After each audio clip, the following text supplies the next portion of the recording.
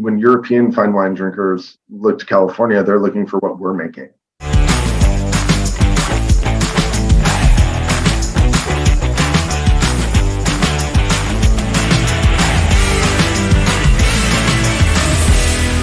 I think the one really interesting thing to me to watch that I have had nothing to do with other than, just pursuing optimizing each vintage and optimizing our equipment and our concrete fermenters and making better and better and better wines within our Syrah and Rhone wheelhouse.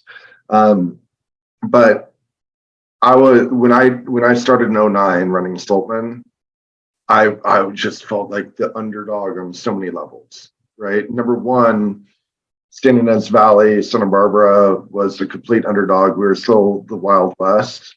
That has completely changed, right? Like right before COVID shut down, I was traveling with 7 other Santa Barbara winemakers in Norway and Sweden, and you look at the wine lists over in Scandinavia and even England and throughout Europe. I mean, we're selling our wines to Paris, and they keep reordering.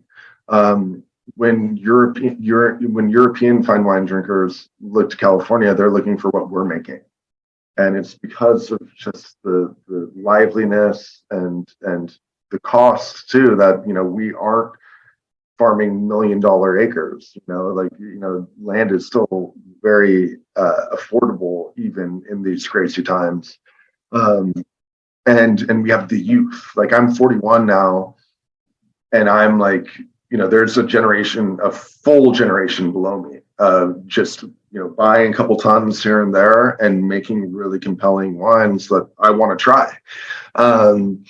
And then when you look at where we were at with Syrah, I mentioned it briefly, but the global economy had crashed in 2008. The Australian dollar was still really strong because of the Chinese mining going on. Yellowtail had to get bailed out by the government of Australia. And there had been so much Shiraz and Syrah planted around the world because it is such a hardy grape. Everything that makes it great in Ballard Canyon means it'll grow anywhere. Like in the outback of Australia, it'll make Shiraz. And so when I took over, I just felt like I was getting beaten down. As I mentioned, growing up, second generation, you're told nothing but oh, Stoltman wines are great. Oh, such a beautiful vineyard. But then trying to sell relatively unknown Syrah from San Ynez Valley. We didn't even have the Ballard Canyon AVA yet.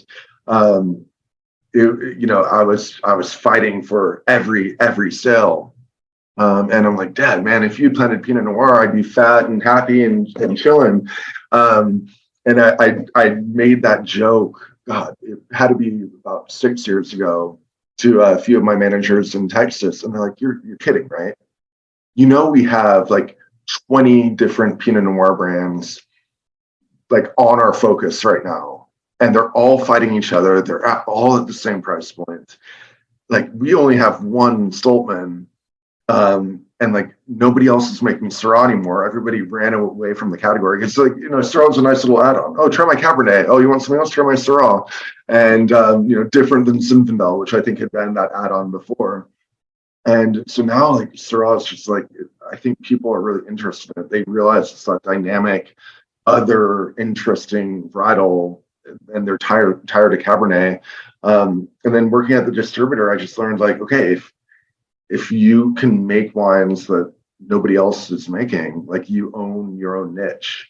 And there are a few other carbonic Century estates out there now, but luckily we had a 10-year jump on them. And it's a beautiful thing right now to, knock on wood, to keep making totally unique wines and hopefully keep the price at a point where I don't need to be out traveling 35 weeks a year. I can be at home with my family and focused on the big picture. So that's kind of the long-term vision of everything I'm trying to do.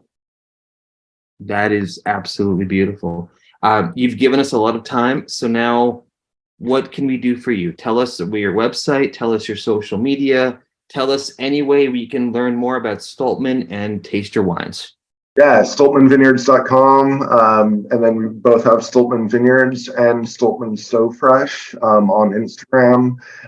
Yeah, and please come and taste in Los Olivos or email us if you're coming, if you want to check out the vineyard. Love to do every month. I do vineyard hikes, and throughout the year, it's really fun to just show, talk about everything I'm talking about dry farming and about food thinning, and look at these tiny little clusters right now that are flowering, and pray that there's no major wind events in the next couple weeks. And it's just really cool to be out there and actually hike the hills and look at every different varietal and the way we train it, the way it naturally behaves. So yeah, come visit and yeah, buy the wine and love it and buy more of it, and then I'll keep making it.